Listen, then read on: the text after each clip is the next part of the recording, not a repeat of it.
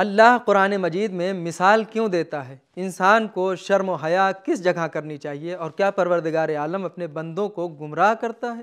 آئیے جانتے ہیں ان سوالوں کے جوابات کے بارے میں ہمارے آج کے اس ایپیسوڈ میں۔ بسم اللہ الرحمن الرحیم۔ محترم ناظرین، سلام علیکم۔ سبیل قرآن کے اس تفسیری پروگرام میں ایک بار پھر آپ کو خوش آمدید کہتے ہیں۔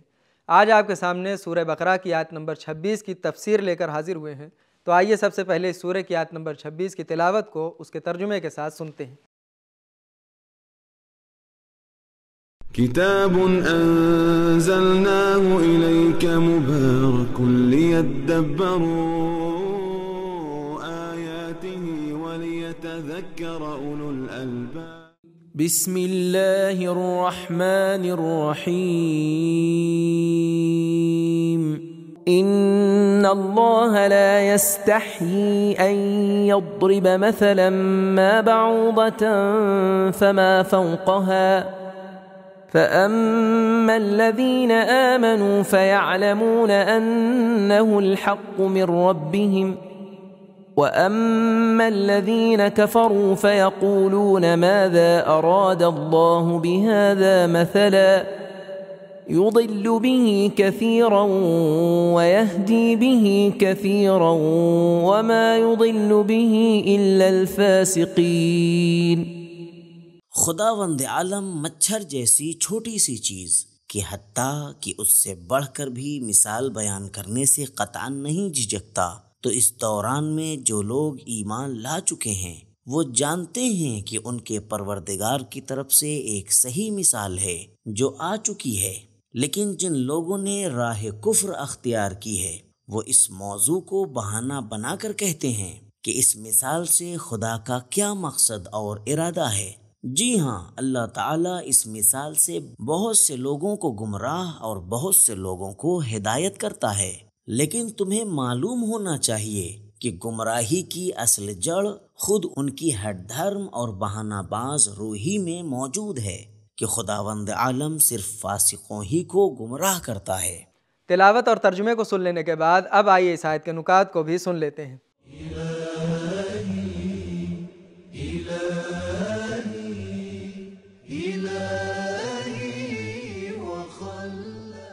لفظ بعوضہ کا معنی ایک چھوٹا مچھر ہے، اس کی اصل بعض ہے۔ یہ لفظ مچھر کے چھوٹے ہونے پر اطلاق کرتا ہے۔ مفردات راغب، قرآنی مثال سب لوگوں کے لیے ہیں، اس میں ہر طرح کی مثال آئی ہے۔ وَلَقَدْ ضَرَبْنَا لِلنَّاسِ فِي هَذَا الْقُرْآنِ مِنْ كُلِّ مَثَلٍ، سورہ روم آیت نمبر 58۔ ان مثالوں کو کم نہیں سمجھنا چاہیے کیونکہ علماء ان کی حقیقت اور باطن کو درک کرتے ہیں۔ وَتِلْكَ الْأَمْثَالُ نَضْرِبُهَا لِلنَّاسِ وَمَا يَعْقِلُهَا إِلَّا الْعَالِمُونَ، سورہ عنکبوت آیت نمبر 43۔ مثال کے اندر تذکر، تفہیم، تعلیم، بیان اور حقائق سے پردہ برداری پوشیدہ ہے۔ ایسی مثالیں گزشتہ آسمانی کتابوں جیسے توریت، انجیل میں موجود ہیں، اور رسول خدا صلی اللہ علیہ وآلہ وسلم اور اہل بیت علیہم الصلاۃ والسلام کے ارشادات میں بھی دیکھنے کو ملتے ہیں۔ توریت میں ایک حصہ امثال سلیمان کے نام سے موجود ہے۔ اسلام کے مخالفین میں سے کچھ تو قرآن کی ان مثالوں کا منطقی جواب دینے اور منطقی عکس العمل کرنے سے قاصر رہے ہیں۔ قرآنی مثالوں کو بہانہ بنا کر کہتے تھے خداوند کی شان اس سے کہیں زیادہ اور اونچی ہے کہ وہ ایسے حیوانات جیسے مکھی یا مکڑی کی مثال دے۔ سورہ عنکبوت کی آیت 41 میں غیر الہی طاقتوں کی تشبیہ ایک مکڑی کے جال سے دی گئی ہے، اور سورہ حج کی آیت 73 میں فرمایا ہے کہ دوسرے افراد تو ایک مکھی کو خلق کرنے کی طاقت نہیں رکھتے۔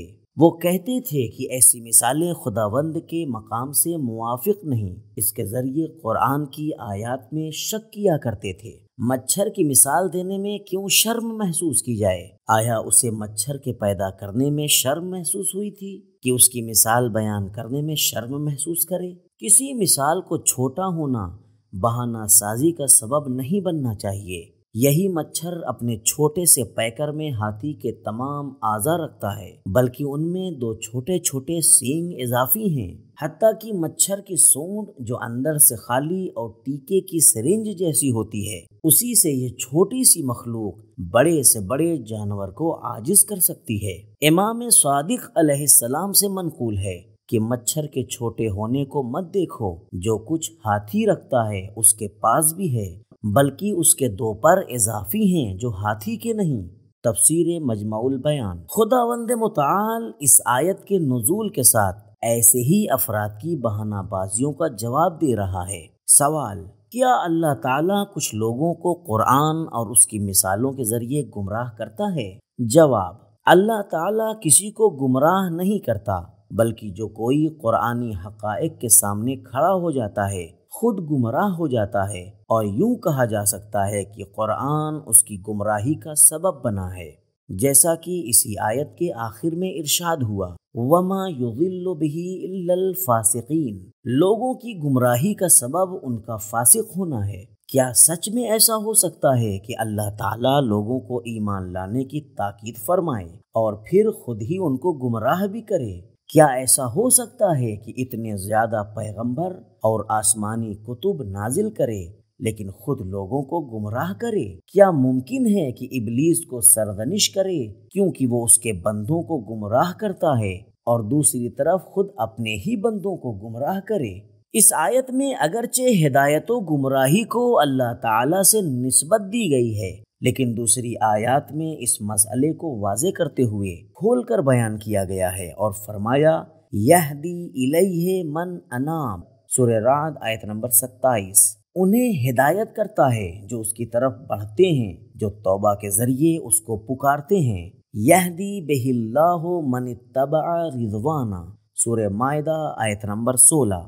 اللہ انہیں ہدایت فرماتا ہے جو اس کی خوشی اور رضا حاصل کرتے ہیں۔ والذین جاہدوا فینا لنہدینہم سبلنا، سورہ عنکبوت آیت نمبر 69۔ جو اس کے راستے میں جہاد کرتے ہیں، کوشش کرتے ہیں، انہیں ہدایت کے راستے دکھائے جاتے ہیں، لیکن جو اپنے اختیار کے ساتھ کجروی کرتے ہیں اللہ تعالیٰ انہیں ان کے حال پر چھوڑ دیتا ہے۔ اللہ تعالیٰ کا گمراہ کرنا اسی معنی میں ہے۔ چنانچہ کافروں، ظالموں، فاسقوں، اسراف کرنے والوں کے بارے میں کلمہ لا یہدی استعمال ہوا ہے۔ نکات کو سن لینے کے بعد اب آئیے اس آیت کے پیغامات کو بھی غور سے سنتے ہیں۔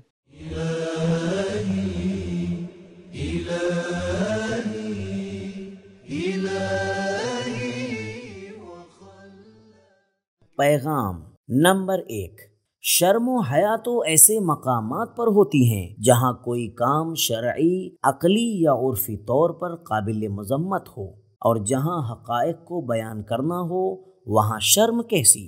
ایسے مواقع پر شرم و حیا کرنا شرعی حساب سے ناپسند ہے۔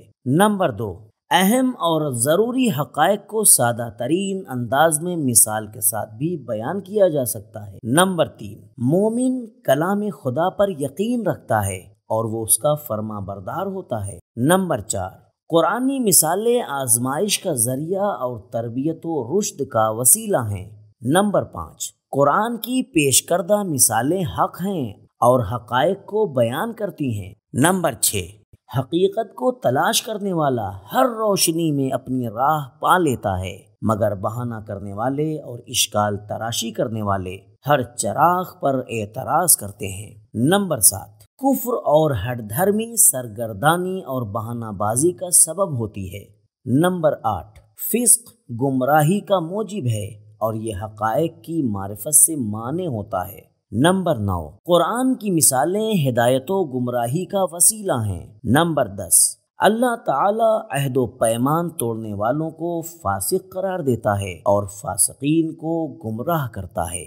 تو ناظرین کرام، ہم نے یہ جانا کہ اللہ قرآن مجید میں مثال کے ذریعے سے کچھ لوگوں کو ہدایت کرتا ہے اور کچھ کو گمراہ کرتا ہے، اور گمراہ وہی لوگ ہوتے ہیں جو فاسق ہوتے ہیں۔ انسان کو شرم و حیا وہاں کرنی چاہیے جہاں کوئی کام عرفی، عقلی اور شرعی طور پر قابل مذمت ہو، لیکن حق کو بیان کرنے میں کسی طرح کی شرم نہیں کرنی چاہیے۔ اللہ انسان کو گمراہ نہیں کرتا، بلکہ انسان خود اپنی ہٹ دھرمی کی وجہ سے گمراہ ہوتا ہے، جیسا کہ اللہ نے خود فرمایا ہے کہ وہ صرف فاسقوں کو گمراہ کرتا ہے۔ یہ تھے ہمارے سوالوں کے جوابات۔ ملتے ہیں اگلے ایپیسوڈ میں، تب تک کے لیے خدا حافظ۔ سبیل قرآن، قرآنی سماج کی پہچان۔